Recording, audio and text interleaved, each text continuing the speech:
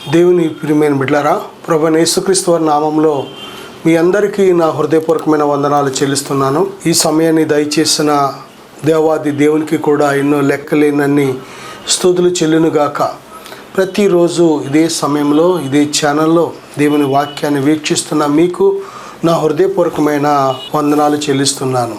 దేవుని బిడ్డలారా, ఈరోజు దేవుని యొక్క వాక్యాంశము ధనము పట్ల క్రైస్తవుని వైఖరి. ధనము పట్ల క్రైస్తవుడు ప్రవర్తించవలసిన ఆ యొక్క వైఖరిని గురించి దేవుని మాటలు మనం ధ్యానం చేయబోతున్నాం. ప్రియబిడ్డలారా, దేవుని వాక్యం ధ్యానించే ముందుగా చిన్న ప్రార్థన కూడా చేసుకుందాం.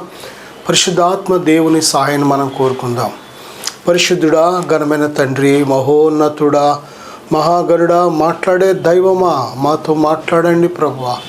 వినే చెవి, గ్రహించే హృదయం మాకు దయచేయి తండ్రి. నాయన, ఇదిగో మీడియా ద్వారా, టీవీల ద్వారా, అలాగే ప్రభువా యూట్యూబ్ ద్వారా ఎంతమంది వాక్యాన్ని వీక్షిస్తున్నారో వారందరినీ ఇప్పుడే దర్శించండి, మాట్లాడండి ప్రభువా.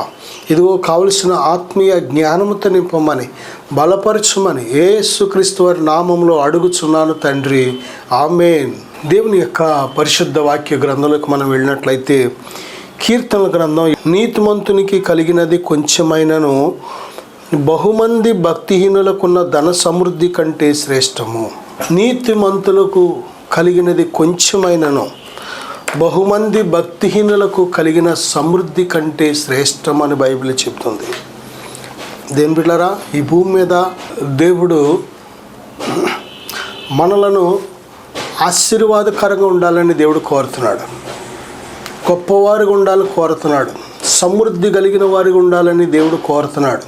అయితే అది కేవలము ధనవంతులగుట వల్ల మాత్రమే కాదు.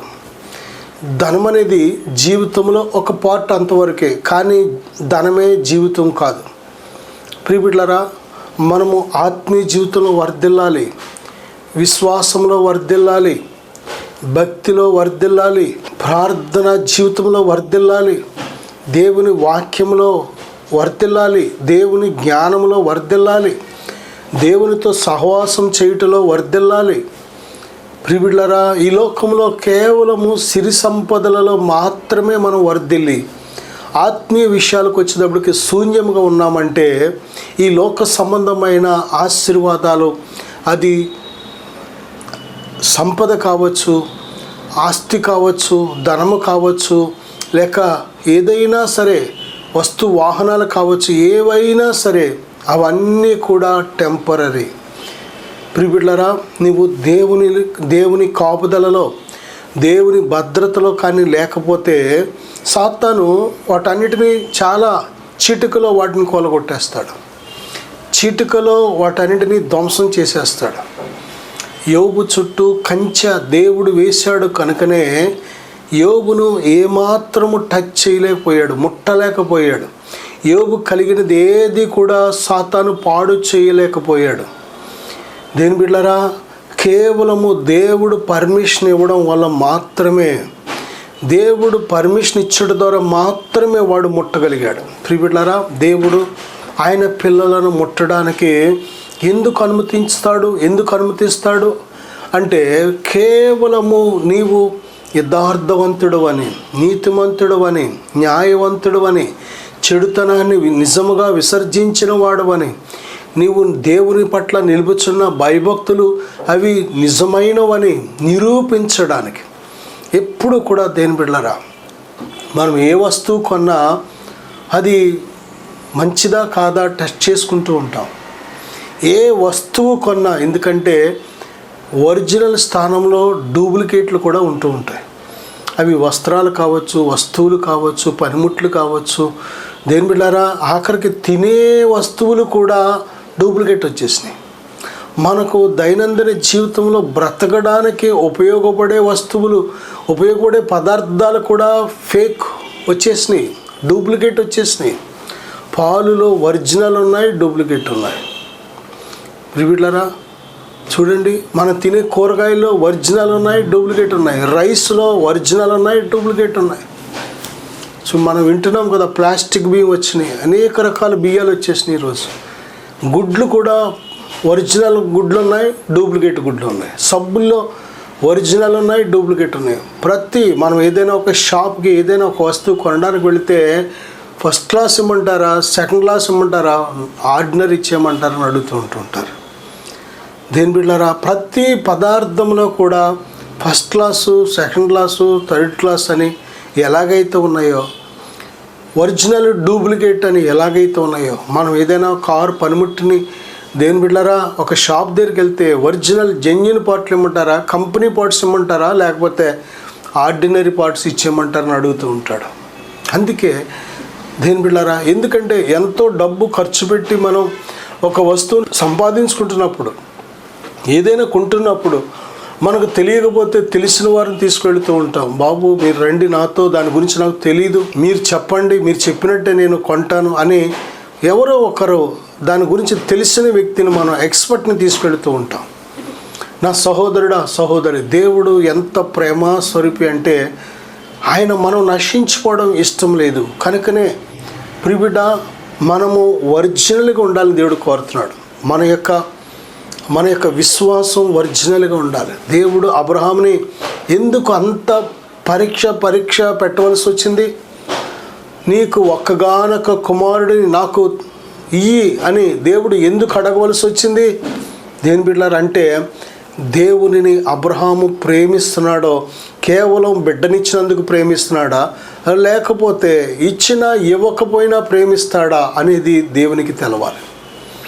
ఇచ్చిన బిడ్డను దేవుడు ఎప్పుడైతే మళ్ళీ అడిగాడో అబ్రహాము ఎంత దేవుణ్ణి ప్రేమించాడో అక్కడ తెలిసిపోయింది. అందుకే అబ్రహాము తన కుమారుడిని చంపడానికి బలివ్వడానికి కత్తి ఎత్తినప్పుడు దేవుడు అంటున్నాడు, అబ్రహమా ముందు ఆ కత్తి కింద పడే, ఇదిగో నీవు ఒక్కగానొక్క నీ కుమారుడిని, నువ్వు ప్రేమించి నీ కుమారుని ఇస్సాకుని నాకు ఇవ్వడానికి నువ్వు వెనుదీయలేదు కనుక ఇందును బట్టి నువ్వు నన్ను ప్రేమిస్తున్నావని నేను తెలుసుకున్నానంటున్నాడు దేవుడు. నా సహోదరుడా సహోదరి, దేవుడు ఒక పరీక్ష పెడితేనే కానీ తెలియదా దేవునికి తెలుసు.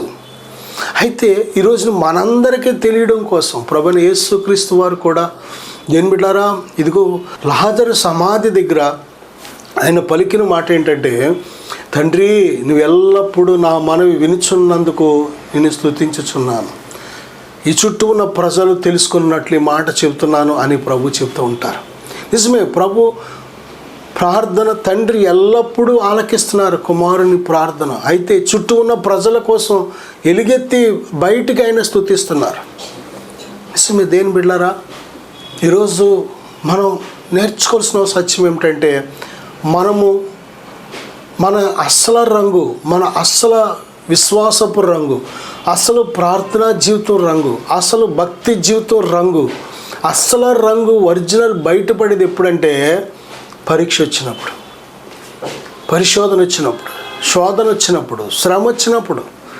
అందుకే దేవుడు యోబును గూర్చి ధైర్యంగా చెప్పాడు సాక్ష్యం. ఎందుకంటే యోబు కోసం తెలుసు దేవునికి. దేని బిడ్డారా, ఒకవేళ యోబును సాతాను చంపేస్తాడు అనుకోండి, యోబును మొత్తం ధ్వంసం చేసేస్తాడో అనుకోండి, దేవుడు ఎప్పుడో ప్రాణాన్ని ముట్టవద్దని ముందే చెప్పాడు. ప్రాణాన్ని ముడితే సాతాను గడుపున అప్పుడే అయిపోను. దేని బిడ్డలారా, ఈరోజు దేవుడు చెప్పిన మాటను మనం తప్పకుండా పాటించాలి. దేవుని ఆజ్ఞల ప్రకారం మనం జీవించాలి. అలా జీవిస్తున్నప్పుడు దేవుడు మన చుట్టూ పరలోకపు కంచె కాపుదల వేస్తున్నాడు. యోబు అంత గొప్ప ధనవంతుడు అయినప్పటికీ ఆ ధనాన్ని దేవుడే భద్రపరిచాడు, దేవుడే కాపాడాడు. మనం దరిద్రులుగా బేదలుగా ఉండడం దేవుని చిత్తం కాదు, దేవునికి ఇష్టం లేదు. అబ్రహాముని ఆయన కొంచెం ఆస్తితో బయలుదేరాడు, కానీ చివరికి వచ్చేటప్పటికి ఆయన ఆస్తి ఎంత విస్తరించిందంటే ప్రియబిడ్డలారా, ఆయన దగ్గర పనిచేసే పనివారే సుమారు 300 మంది పనివాళ్ళు ఉన్నారంట. ఆ ఒంటెలు మేపేవారు కానీ, గాడిదలు మేపేవారు కానీ, లేక ఆ గొర్రెలు మేకలు మేపేవారు కానీ, ఆ పశువుల మంద కాపరులుగా ఉన్నవారు కానీ. చూడండి, అంటే ఒక్కసారి ఆలోచన చేయండి.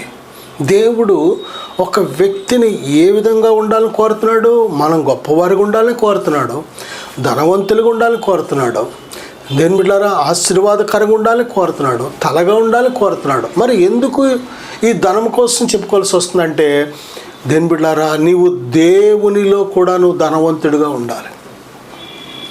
ఆత్మ సంబంధమైన ఆశీర్వాదాల్లో కూడా ధనవంతుడిగా ఉండాలి. నువ్వు భూమి మీద మనతో రాని ధనాన్ని మాత్రమే సంపాదించుకోవడం కాదు, ఆ ధనాన్ని దేవుని చిత్త ప్రకారం ఖర్చు పెట్టి పరలోకమందు కూడా నువ్వు ధనవంతుడిగా ఉండాలని దేవుడు కోరుతున్నాడు.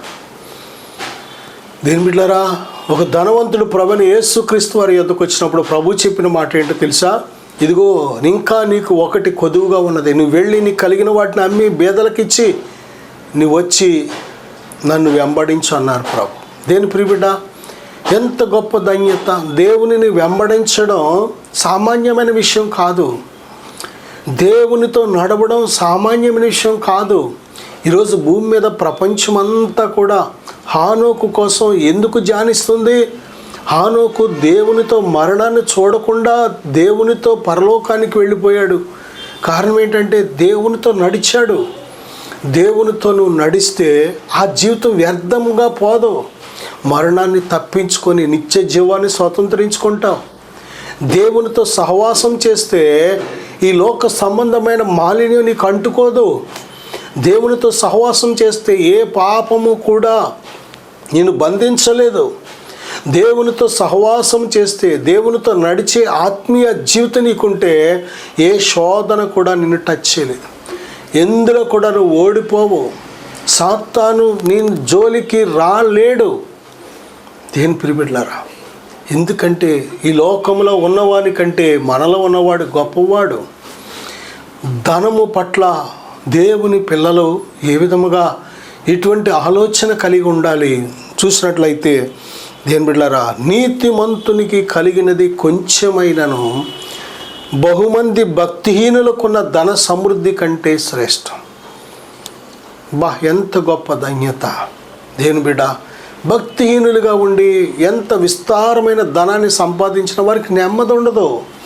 వారు సంపాదించిన ధనాన్ని బట్టి వారికి సమస్యలు పెరిగిపోతూ ఉంటాయి, భయాలు పెరిగిపోతూ ఉంటాయి, అనారోగ్యాలు పెరిగిపోతూ ఉంటాయి, కుటుంబాల్లో మొక్కలు చీలికలు అపార్థాలు పెరిగిపోతూ ఉంటాయి. వారి ధనాన్ని బట్టి వారికి శత్రువులు పెరిగిపోతూ ఉంటారు.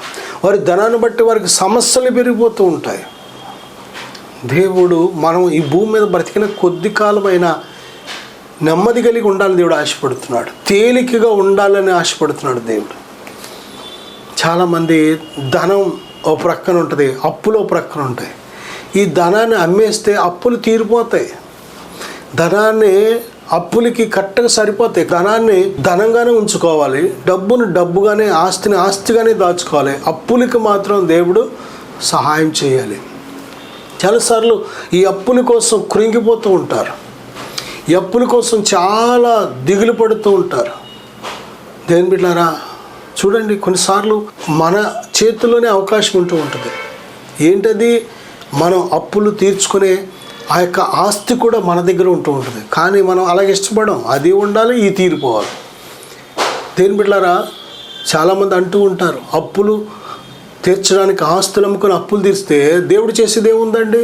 దేవుడు ఈ భూలోక సంబంధమైన ధనవంతులుగా చేయడానికి కాదు ఆశీర్వాదం. దేని బిడ్డలారా, దేవుని ఆశీర్వాదం నువ్వు పరలోకమందు కూడా ధనవంతుడిగా ఉండాలి. కొద్ది కాలానికే నువ్వు ఇంత ధనవంతుడిగా ఉండాలని ఆశపడుతున్నావే, నిత్యముండే ఆ దేవుని రాజ్యంలో ధనవంతుడిగా ఉండడం అనేది ఎంత గొప్ప ధన్యత! ఈ భూమి మీద దేవుడు లేకుండా దేని బిడ్డారా, ఎంత ధనాన్ని మనం కలిగి ఉన్నా సరే దానికంటే ఎవరు శ్రేష్ఠులు అంటే నీతిమంతుడిగా బ్రతికి, నీతిమంతురాలుగా బ్రతికి వారికి కలిగినది కొంచెమైనా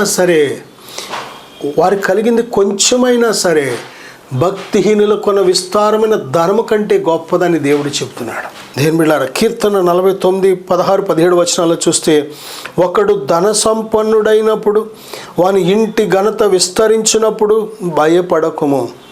వాడు చనిపోవునప్పుడు ఏమీ కొనిపోడు, వాని ఘనత వాని వెంట దిగదు. దేని బిడ్డలారా, ఒకడు ధన సంపన్నుడైనప్పుడు మన కళ్ళ ముందు ఎంతోమందిని చూస్తూ ఉంటాం. చక్కగా ప్రతిరోజు బోల్డ్ ఆదాయాన్ని సంపాదించుకుంటూ ఉంటారు. చాలామంది కోసం వింటూ ఉంటాం, పెద్ద పెద్ద వ్యాపారవేత్తలు, వారికి ఒక్క నిమిషానికి వారి లాభం ఎంత, ఒక గంటకు లాభం ఎంత, ఒక రోజుకి లాభం ఎంత, ఇన్ని లక్షలు ఇన్ని కోట్లు వస్తుందని మనం వింటూ ఉంటాం. నిజమే, ధన సంపన్నుడైనప్పుడు భయపడకు, వాని యొక్క ధనం విస్తరించినప్పుడు ఏమాత్రము కూడా కలత చెందకు. అంతేకాదు మత్సరం కూడా పడవద్దు. వారవలేనితనంగా వారవలేని వారికి ఉండవద్దు. ఎప్పుడు కూడా వారు శత్రువులైనా సరే పగవారైనా సరే వారు బాగుండాలని మనం కోరుకోవాలి. అది దేవుని మనసు. ఇతరులు ఎదిగిపోతున్నారు, ఇతరులు బాగుపడిపోతున్నారు, వాళ్ళకు వచ్చేస్తుంది అని మనం అటువంటి ఏడ్చే మనసుతో ఉన్నామనుకోండి, వారవలేని మనసుతో ఉన్నాం అనుకోండి, వారికంటే ముందు మనం పాడైపోతాం, మనం భ్రష్టులైపోతాం, మనం దరిద్రులైపోతాం. ఎప్పుడు కూడా శత్రువైనా సరే పడిపోయాడు అనుకోండి, నవ్వకూడదు, లేవనెత్తాలి. ఆకలిగా ఉన్నాడు అనుకోండి, భోజనం పెట్టాలి. అంతేకాని శత్రువు నాశనాన్ని మనం ఎప్పుడు కూడా కోరుకోకూడదు. ఎప్పుడు కూడా మన చుట్టూ ఉన్నవారు బాగుంటేనే మనం బాగుంటాం. మన చుట్టూ ఉన్నవారు ఎవరు బాగాలేదనుకోండి, ఎప్పుడైనా మనకు అవసరం అయితే ఎవరుంటారు? ఎప్పుడు కూడా ఇతరుల క్షేమాన్ని కోరుకోవాలి, ఇతరుల బాగును కోరుకోవాలి. ప్రభువైన అయిన యేసుక్రీస్తు వారి శిలువలో అన్ని శ్రమలు అనుభవించినా సరే ఏ సైనికుడిని కానీ ఎవరిని కూడా అక్కడ ఆయనను హింసించిన వారిలో, సిలువేసిన వారిలో ఎంతమంది పాత్ర ఉందో ఎవరిని ప్రభు దూషించలేదు, శపించలేదు, బెదిరించలేదు. అందరూ కూడా రక్షించబడాలనే ఆయన ఒక మాట అన్నారు, తండ్రి వీరేమి చేయుచున్నారు, వీరు ఎరుగరు గనుక వీరిని క్షమించు అన్నారు. నా సహోదరుడా, ఎటువంటి మనసుతో మనం ఉన్నాం? ఇతరుల ధన సంపద విస్తరిస్తున్నప్పుడు, ఒకడు ధన సంపన్నుడైనప్పుడు నువ్వు భయపడద్దు. ఎప్పుడు కూడా మనమే బాగుండాలి, అందరూ కూడా తక్కువలో ఉండాలి, మనకు మించి ఎవడు ఎదగకూడదు అనుకునే మనసు, మనకు మించి ఎవ్వరు ఎదగకూడదనే మనసు మంచిది కాదు. చాలామంది చూడండి, ఒకరికంటే ఒకరు ఇల్లు ఎత్తుగా కట్టేసుకుంటూ ఉంటారు. వాడికంటే మనం హైట్లో ఉండాలి, పక్కవాడికంటే మనమే బాగుండాలి, పక్కవాడికంటే మనమే బాగుండాలి. ఇది సరైన మనసు కాదు.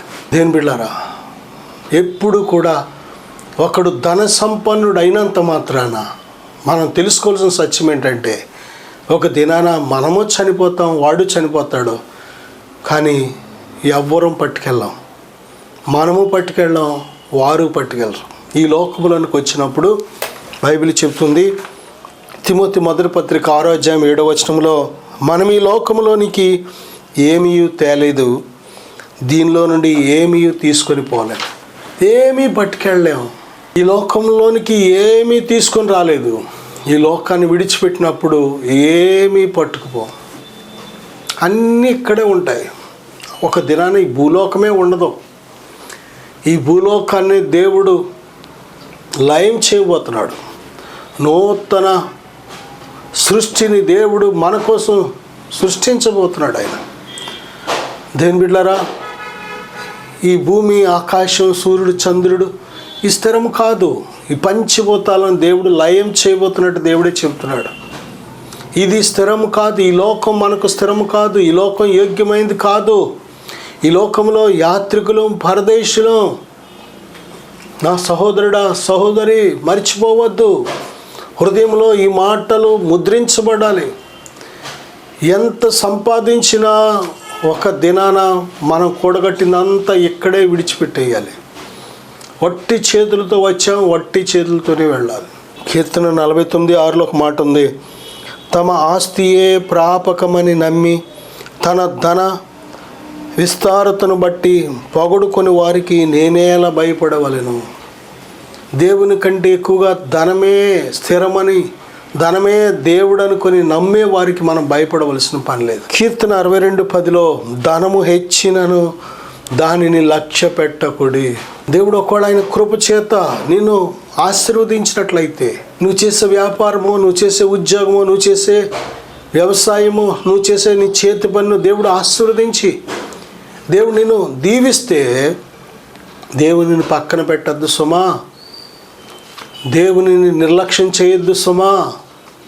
దేని బిడ్డ, ధనము హెచ్చినను దానిని లక్ష్య పెట్టకుడి. డబ్బు మనుషులుగా మారిపోకూడదు. మనం ఆత్మీయులం. పరిశుద్ధాత్మను కలిగిన ప్రతి ఒక్కరు ఎవరంటే ఆత్మ సంబంధి, శరీర సంబంధి కాదు, లోక సంబంధి కాదు, సాతాని సంబంధి కాదు, ప్రకృతి సంబంధి కాదు. మనము దేవుని సంబంధులం. ఒక వ్యక్తి దేవుని సంబంధి ఎప్పుడో పరిశుద్ధాత్మను పొందుకున్నప్పుడు, పరిశుద్ధాత్మ మనలో ఉంటున్నప్పుడు మనం దేవుని సంబంధులం. దేవుని సంబంధులుగానే ఉండాలి. చివరి వరకు మంచి పోరాటం పోరాడాలి, మంచి పరుగు పరిగెత్తాలి, విశ్వాసాన్ని కాపాడుకోవాలి. విశ్వాసాన్ని దెబ్బతీసేది ధనం కాబట్టి ధనము హెచ్చినను దానిని లక్ష్య పెట్టవలసిన పని లేదు. లక్ష్య పెట్టద్దు. సామెతల గ్రంథం 15:6 నీతిమంతుని ఇల్లు గొప్ప ధననిధి అని బైబిల్ చెప్తుంది. నీతిమంతుడుగా నీతిమంతురాలుగా నువ్వు జీవించినట్లయితే నీ గృహము గొప్ప ధననిధిగా ఉంటుంది. నువ్వు నీతిమంతుడిగా నీతిమంతురాలుగా జీవించినట్లయితే ఏ లేమి కూడా కలగదు, ఏ ఇబ్బంది కూడా కలగదు. ఎందుకంటే దేవుని అందరి భయభక్తులు సంపూర్ణమైన సమృద్ధిని కలుగచేస్తాయి. నీతి కలిగిన జీవితం జీవిస్తే సంపూర్ణమైన సమృద్ధిని కలుగచేస్తాయి. నీతిమంతులను దేవుడు ఆకలి కొననివ్వడు. నీతిమంతులు భిక్షమెత్తుకునేలాగా చెయ్యడు దేవుడు. నీతిమంతులు చేయి చాపేలాగా చెయ్యడు దేవుడు. నీతిమంతులు చిగురిస్తారు, నీతిమంతులు దీవించబడతారు, నీతిమంతులు తృప్తిపరచబడతారు. నీతిమంతుల పక్షంగా దేవుడు నిత్యము ఉన్నాడు. సామెతల గ్రంథం 15:16 నెమ్మది లేకుండా విస్తారమైన ధనముండుట కంటే యెహోవా యందలి భయభక్తులతో కూడా కొంచెము కలిగి ఉండుట మేలు. ఈరోజు ధనము, నెమ్మది, ఈ రెండు కూడా ప్రత్యేకమైన చాలా శక్తివంతమైన మాటలు. నెమ్మది, ధనము. నెమ్మది ఉన్న దగ్గర ధనం ఉండదు, ధనమున్న దగ్గర నెమ్మది ఉండదు. వీరిద్దరు కూడా ఆపోజిట్, శత్రువులు అన్నమాట. ధనము విస్తరించే కొద్దీ నెమ్మది తగ్గిపోతూ ఉంటుంది. దేని బిడ్డలారా, ధనము తగ్గే కొద్దీ నెమ్మది పెరుగుతూ ఉంటుంది. ఇది సత్యం. ఇది చాలామంది అనుకుంటూ ఉంటారు, డబ్బు సంపాదించేస్తే నెమ్మది కలిగి బ్రతుకుతాం, హ్యాపీగా ఉంటాం, కావలసిన డబ్బు సంపాదించేస్తే అన్నీ కొనుక్కోవచ్చు, వస్తువులు, వాహనాలు, ఇళ్ళు, మంచి మంచి మనకి ఇంట్లో కావలసిన ప్రతీది అమర్చుకోవచ్చు, అలా చేయొచ్చు, ఇలా చేయొచ్చు, చాలా హ్యాపీగా బ్రతకొచ్చు అనుకుంటాం. హ్యాపీ అనేది వస్తువులతో కాదు. హ్యాపీ అనేది దేని బిడ్డలారా వాహనాలతో కాదు, ఇళ్లతో కాదు. బైబిల్ చెప్తుంది, ప్రయాసపడి భారం మోసుకొని చిన్న సమస్త జనులారా నా యొద్దకు రండి, నేను మీకు విశ్రాంతి కలుగజేస్తాను. విశ్రాంతి, నెమ్మది, ఈ రెండు చాలా ఒకే దగ్గర మాటలు. నెమ్మది ప్రభువైన యేసుక్రీస్తు వారి దగ్గర ఉంది. దేవుని యందు విశ్వాసం ఉంచినప్పుడు మాత్రమే నువ్వు అన్ని విషయాల్లో నెమ్మది కలిగి బ్రతుకుతావు. ఆఖరికి మరణాన్ని గురించి కూడా భయపడవు. నెక్స్ట్ ఈ లోకం విడిచిపెడితే ప్రయాణం, గమ్యం ఎక్కడికి భయపడవు. ఎందుకంటే ప్రభు అంత గొప్ప భరోసా ఇస్తున్నారు మనకి. నేనే మార్గమును, సత్యమును, జీవమును, నా ద్వారానే తప్ప ఎవడను తండ్రి యొద్దకు రాడు. ప్రభుని యేసుక్రీస్తునందు విశ్వాసం ఉంచిన మనము ప్రభు ద్వారా నిత్యరాజ్యాన్ని వారసులుగా అయ్యాం మనం. దేవుని ప్రియమైన బిడ్డలారా, దేవాది దేవుడు ఆయనను కలిగిన వారు ధన్యులని బైబిల్ చెప్తుంది. యెహోవా దేవుడుగా గల జనులు ధన్యులు. దేవునిని కలిగి ఉంటే మనం చాలా ధన్యులం. నా సహోదరుడా, సహోదరి, దేవుడు ఆత్మస్వరూపి. దేవుని పిల్లలమైన మనం కూడా ఆయనను ఆత్మతో, సత్యముతో ప్రేమించాలి, ఆరాధించాలి, సేవించాలి, ఆయన కోసం బ్రతకాలి. దేవుని బిడ్డలారా, ఈ సమయంలో మనం నేర్చుకోవాల్సిన గొప్ప సత్యం ఏంటో తెలుసా? నెమ్మది లేకుండా విస్తారమైన ధనము ఉండుట కంటే నెమ్మదితో కొంచెం ఉన్నా చాలు. ఎందుకంటే దేని బిడ్డలారా, ఎందుకంటే ధనమే సమస్తమైన కీడులకు మూలం. ధనం పెరిగే కొద్దీ సమస్యలు పెరుగుతాయి, శత్రువులు పెరుగుతారు, నెమ్మది ఉండదు, భయాలు పెరుగుతాయి, అనేక టెన్షన్స్ పెరుగుతూ ఉంటాయి. దాన్ని ఎలా ఖర్చు పెట్టాలి, ఎలా కాపాడుకోవాలి, ఇంకా దాన్ని ఎలా డెవలప్ చేయాలి, ఇంకా ధనము కోసం ఆలోచనలే. ఈరోజు మనుష్యుడు దేవుని గురించి ఆలోచించడానికి టైం లేదు. కారణం ధనంగా ఇంకా డెవలప్ చేయడానికి, సంపదను ఇంకా విస్తరింప చేయడానికి.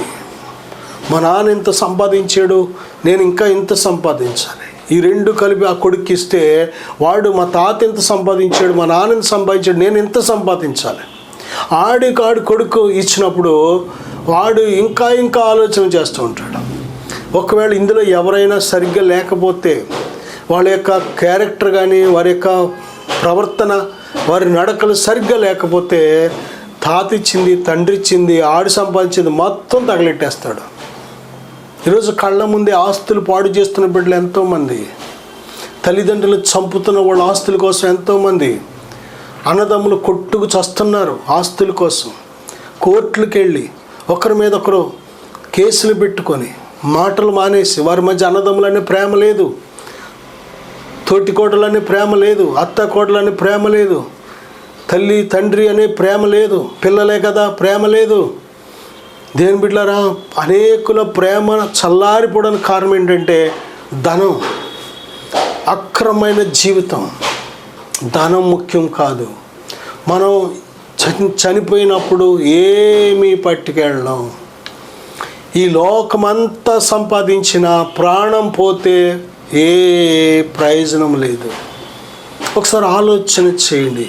దేని ప్రియమైన బిడ్డలారా, ఆత్మీయులమైన మనము నేర్చుకోవాల్సిన పాఠం ఏంటంటే, విస్తారమైన ధనం ఉంది కానీ నెమ్మది లేదా? ఇదిగో, ధనము కొంచెము కొన్నా పర్లేదు, దేవుడు ఉంటే చాలు. నెమ్మదిచ్చే దేవుడు, సంతోషమిచ్చే దేవుడు. సంతోషమే సగం బలం, డబ్బు బలం కాదు, సంతోషమే సగం బలం. దేవునిలో ఆనందించడం వలన మనం బలవంతులమవుతున్నాం. యెహోవా కొరకు ఎదురు చూసేవారు బలము పొందుతారని బైబిల్ చెబుతుంది. దేవుని కోసం ఎదురు చూసేవారికి ఉండాలి, దేవుని మీద ఆనుకునే వారికి ఉండాలి.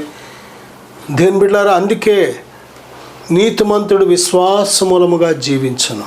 నా సహోదరుడా, సహోదరి, నీతిమంతులు మనమందరం దేవుని యందు విశ్వాసముంచి విశ్వాసము ద్వారా బ్రతుకుచున్న ప్రతి ఒక్కరు కూడా వారు నీతిమంతులుగా దేవుడు ఎంచుతున్నాడు. అబ్రహాము దేవుని నమ్మాడు, అది అతనికి నీతిగా ఇచ్చిన దేవుడు. అదే మార్గంలో అబ్రహాము నడిచిన అడుగుజాడలో మనం నడిచినట్లయితే, ఆయన పంపించిన తన కుమారుడైన ప్రభువైన యేసుక్రీస్తునందు విశ్వాసం ఉంచినట్లయితే, మనలందరినీ దేవుడు ఉచితముగా నీతిమంతులుగా చేస్తున్నాడు. సిలువలో మన కోసం కార్చిన తన ప్రశస్తమైన రక్తముతో కడిగి మనలను పరిశుద్ధపరుస్తున్నాడు. తన కుమారులుగా కుమార్తెలుగా మనలందరినీ కూడా అంగీకరిస్తున్నాడు. ఆయన మనలను ప్రేమిస్తున్నాడని దేని బిడ్డలారా గుర్తుగా తన పరిశుద్ధాత్మ అనే సంచకరువును మనలో ఉంచుతున్నాడు. కనుక ఈ యొక్క సమయంలో మనం నేర్చుకోవాల్సిన గొప్ప సత్యం దేని బిడ్డలారా, విస్తారమైన ధనం ఉండి నెమ్మది లేకుండా ఉండే కంటే ప్రభు ఇచ్చిన కొంచెంతో మనం తృప్తిపడుతూ, దేని బిడ్డలారా, దేవుడు నిన్ను తగిన కాలమందు హెచ్చించే వరకు, దీవించే వరకు, క్రమముగా నిన్ను ఆశీర్వదించే వరకు దేవుని వైపు చూద్దాం. దేవుని సమయం కోసం చూద్దాం. మన సమయంలో మనం గొప్పలు అయిపోతే ఎందుకు పనికిరాం. సాతాను పడగొడతాడు, కానీ దేవుడిచ్చే సమయం వరకు ఎదురు చూస్తే, దేవుడిచ్చేది సాతాను ఏమాత్రం కూడా పడగొట్టలేడు. సాతాను దాడి చేయలేడు, కూలగొట్టలేడు, దొంగిలించలేడు. కాబట్టి దేని బిడ్డలారా, విశ్వాసముతో ప్రభునందలి విశ్వాసంతో బ్రతుకుదాం. మన ప్రాణాత్మ దేహాలు దేవుని కోసం ఉపయోగిద్దాం. మనకు కలిగింది దేవుని కోసం ఉపయోగిద్దాం. ప్రతి క్షణం దేవుని కోసం బ్రతుకుదాం. నేను మీకోసం చిన్న ప్రార్థన చేయాలని ఆశపడుతున్నాను. తండ్రి, ఇప్పుడే నీ బిడ్డల హృదయాలు తెరవండి, వారి నేత్రాలు తెరవండి. ఆత్మ సంబంధమైన విషయంలో జ్ఞానవంతులుగా సిద్ధపరచమని, నాయన దీవించమని యేసు నామములో ప్రార్థిస్తున్నాను తండ్రి. ఆమేన్. God bless you.